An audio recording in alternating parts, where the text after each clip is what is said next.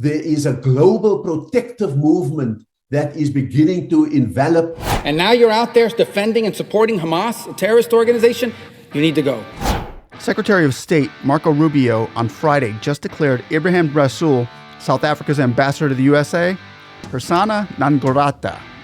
That's a kind way of saying, you're dead to me, and you are, because I'm out. Or, as Trump would say, you just... Rubio said, persona non grata.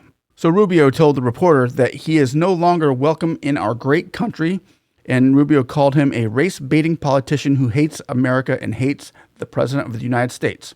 Well, he's not wrong there. But let's go into this and find out exactly what did this man do, the South African ambassador do, to be considered persona non grata, unwelcome to the United States anymore. This is big news, ladies and gentlemen. Please like, subscribe, click that notification button so when we get information in, you can get information out. Thank you very much. We appreciate it from the bottom of our hearts. We love you. And let's go right on into this. So here we are, Ibrahim Rasool. First of all, let's just go over the interview right here where he calls out Trump and says, yeah, he's a white supremacist and he's working his way into getting the electoral votes to make America all white. But let's hear it from his mouth, not mine. Check it out. I think what Donald Trump is launching is an assault on incumbency, those who are in power, by mobilizing a supremacism against the incumbency at home. And I think I've illustrated abroad as well. So in terms of that, the supremacist assault on incumbency, we see it in the domestic politics of the USA, the MAGA movement, the Make America Great Again movement, as a response, not simply to a supremacist instinct, but to very clear data that shows great demographic shifts in the USA, in which the voting electorate in the USA is projected to become 48% white, and that the possibility of a majority of minorities is looming on the horizon. And so that needs to be factored in so that we understand some of the things that we think are instinctive, nativist, racist things. I think that there's data that, for example, would support that would go to this wall being built, the deportation movement, etc., etc. So I think I mentioned that. I think that there is also an export of the revolution. It's no accident that that Elon Musk has involved himself in UK politics and elevated a Nigel Farage and the reform movement in much the same way that it was instructive that on his way to the Munich Security Summit, Vice President Vance addressed the Alternative für Deutschland to strengthen them in their election campaign.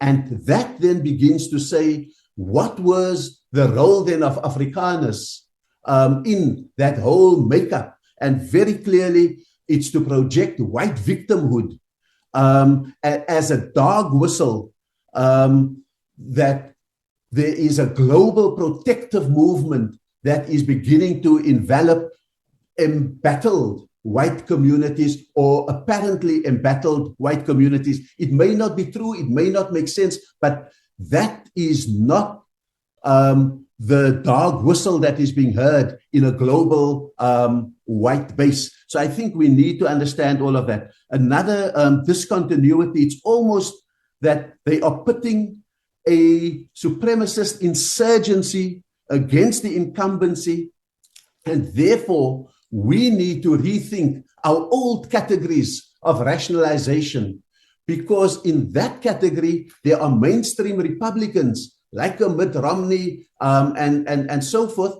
that are seen as part of the incumbency that are also embattled. And so it's an intra-party insurgency as well as a global insurgency. He didn't even sound like he was South African. He sounded like he was Irish or something. You got to, I mean, maybe that was South African dialect. No, it doesn't sound like Malema or Ramaphosa or anybody from South Africa I've ever heard. I don't know where he's from personally, but there was another main key ingredient to Rubio's calling him out. There was also a lot of talk about his involvement with Hamas. I'm going to show you right here on his X page in September 27, 2023, Ibrahim Rasool wrote The Story of Three Scarves. On the left is from Yasser Arafat, 1990. And these are all scarves that he has. So when I was on a fly on the wall as he and Mahiba reunited in Cairo after 30 plus years, in the middle is one given to me by Sheikh Riyad Salah, leader of the Palestinians in Israel, when I hosted dinner for him at Leeuwenhof. And the one on the right is a signed kafia, signed by Ismail Khania, and presented to me as I was part of an ITI program with Hamas to share strategic wisdom in the face of Arab normalization, further Israel occupation, and U.S. approval. Getting that signed by a leader of Hamas is probably not something that went over too well with the United States President Donald Trump or Marco Rubio. So this is all making sense why the United States would not allow this man back. Now we're going to go to where a reporter talked to him outside during a Palestinian protest, it looks like. So let's check that one out. My last question around the word evidence that you just mentioned. You also talked to the crowd here about collecting evidence. Why do you think that is so important? My last question around the word evidence that you just mentioned. You also talked to the crowd here about collecting evidence. Why do you think that is so important?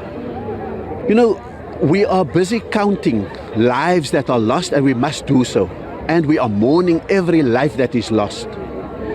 But whatever the outcome of it, there's only one outcome that Zionism and Netanyahu, and maybe with the backing of the United States and all of them want. They want Gaza depopulated. They want the West Bank confined to certain homelands. And therefore, the only way to stop this is what South Africa has done, and that is to take this matter to the International Criminal Court to make the charge of war crimes, but we can't go empty-handed. And that's why my call here was, let us mobilize around the President's presentation of those charges to the ICC. Let us get the evidence. Let us get health workers across the world, particularly in Gaza, not only to look after the immediate lives of people, but let us find the evidence of white phosphorus that was used. Let us find whether these were the high-velocity bullets that were being used, because that's outlawed in war.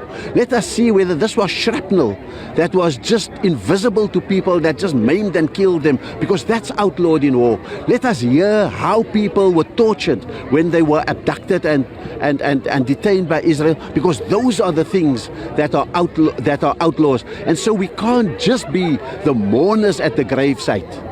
We can't just be the dispensers of health. We've got to be the gatherers of evidence if we are going to stop the Israel bully in its tracks. Thank you so much, Mr. Rasool. Well, there was Ibrahim Rasool, the former South African ambassador to the United States. The atmosphere right now is jovial as Muslims, Jews, and Christians have gathered here in Sea Point. See, that cameraman was just zooming in on a kid during this man's speech about the death and destruction of Palestine. He's zooming in on a little kid having fun over there on a platform. Why would you guys got to get a new cameraman? I mean, what does he go bird watching while he's doing interviews? I don't know. But anyway, here he is talking about supporting Palestine. As we know, in the Trump administration, it's not really part of their MO. So yeah, I can understand once again why Rubio and Trump don't want him there. A lot of people wouldn't understand that. But usually Republicans, they want a Republican ambassador. So this gentleman clearly isn't on the same page with Rubio and Trump. So I get it. So here you'll see the thought behind why this guy wasn't allowed to say is the ambassador. So, or why he isn't allowed in the United States. So I'm going to give you this clip real quick. What I am saying is common sense. You're a visitor. You're not even an American. You're a foreign national. You're here because we gave you a visa to be here temporarily, and now you're out there defending and supporting Hamas, a terrorist organization. You need to go. Now that is pretty much it in a nutshell, ladies and gentlemen, why this man is no longer welcomed in the United States. But Ibrahim Rasool is out. Marco Rubio just said no more. And if Marco Rubio says no more, then no more. This is the latest and the greatest update from the Speak and See Show. Please, I want to thank you all once again for watching. Like and subscribe for more. And we'll continue to find out more about the South African and American relations as we go. So thanks again for watching. We love you guys. Have a blessed day. Bye-bye.